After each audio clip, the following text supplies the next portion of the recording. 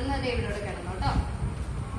അപ്പൊ നമ്മളിന്ന് വായനാ ദിനത്തോടനുബന്ധിച്ച് കുറെ മത്സരങ്ങളും ഒക്കെ നടത്താൻ പോകും. ഓക്കെ, അപ്പൊ എല്ലാവർക്കും വായിക്കാൻ ഇഷ്ടമാണ്, കഥ പറയാൻ ഇഷ്ടമാണ്, പാട്ട് പാടാൻ ഇഷ്ടമാണ് അല്ലേ? ഓക്കെ, അപ്പൊ നമുക്ക് വായനാ ദിനത്തോടനുബന്ധിച്ചിട്ട് ഒരു പോസ്റ്റർ തയ്യാറാണ്. ഓക്കെ, അപ്പൊ എല്ലാവരും ഒരു പേപ്പർ എടുത്തേ.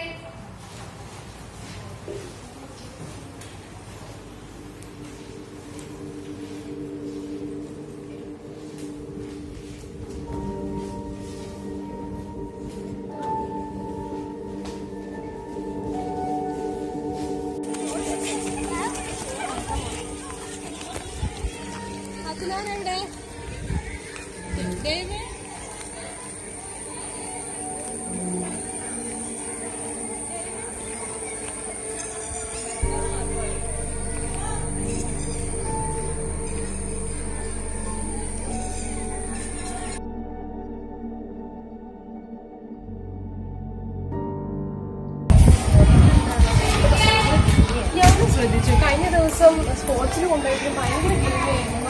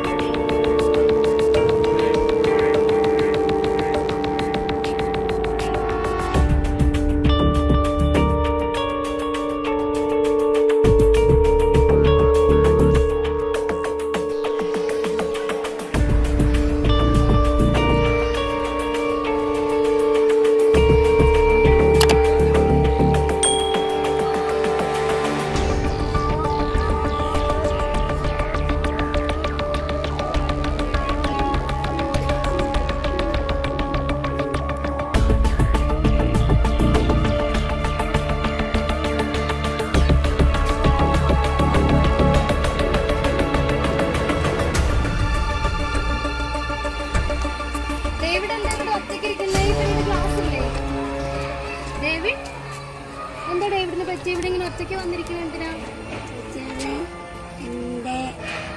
എന്താ പ്രശ്നം? വീട്ടിൽ എന്തെങ്കിലും പ്രശ്നമുണ്ടോ? പിന്നെ എന്താ ഡേവിഡ് പറയാൻ വന്നേ? വാ ടീച്ചർ ചോദിക്കട്ടെ, എന്താ പ്രശ്നം?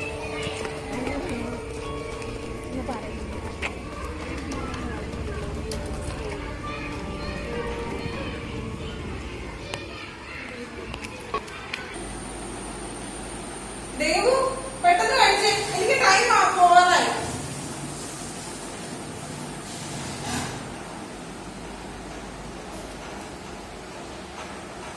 ഞാൻ പോവാണ്ടോ?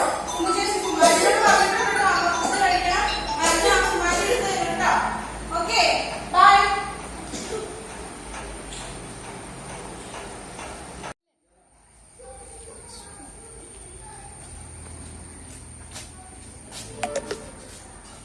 ചേച്ചി മോൻ ഒറ്റയ്ക്കാണേ, ഒന്ന് നോക്കണേ. ഞാൻ പോവാ, ഞാൻ ലേറ്റായി.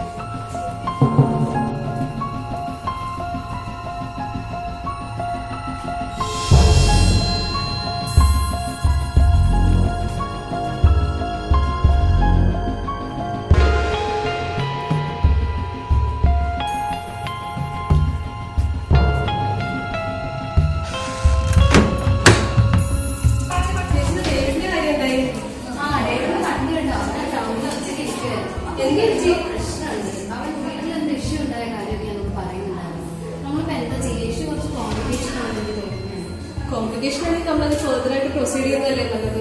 നമുക്ക് പ്രിൻസിപ്പലിന്റെ അടുത്ത് പറഞ്ഞിട്ട് ചൈൽഡ് ഹെൽപ്പ് ലൈനിൽ അറിയിക്കാൻ എനിക്ക് തോന്നുന്നു. അതായിരിക്കും മിസ് നല്ലത്. പ്രിൻസിപ്പലിന്റെ അടുത്ത് സംസാരിക്കും. നമുക്ക് അറിയാം. ഹലോ.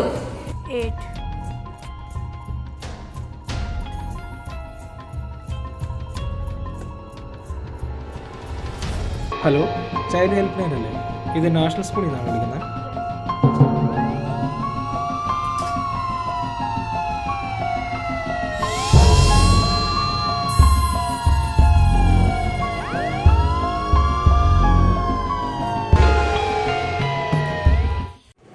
ഇത് ഒരു കുട്ടിയുടെ മാത്രം അനുഭവമല്ല. സ്വന്തം വീടുകളിലും നമ്മുടെ കുഞ്ഞുങ്ങൾ സുരക്ഷിതരല്ല എന്ന് നാം ഓർക്കേണ്ടിയിരിക്കുന്നു. കുട്ടികളുടെ സംരക്ഷണത്തിനായി കേരള സർക്കാർ നിർമ്മിച്ചിരിക്കുന്ന ചൈൽഡ് ഹെൽപ്പ് ലൈൻ നമ്പറാണ് 1098. ഓർക്കുക, നാളെയുടെ സുരക്ഷ അത് നമ്മുടെ കൈകളിലാണ്.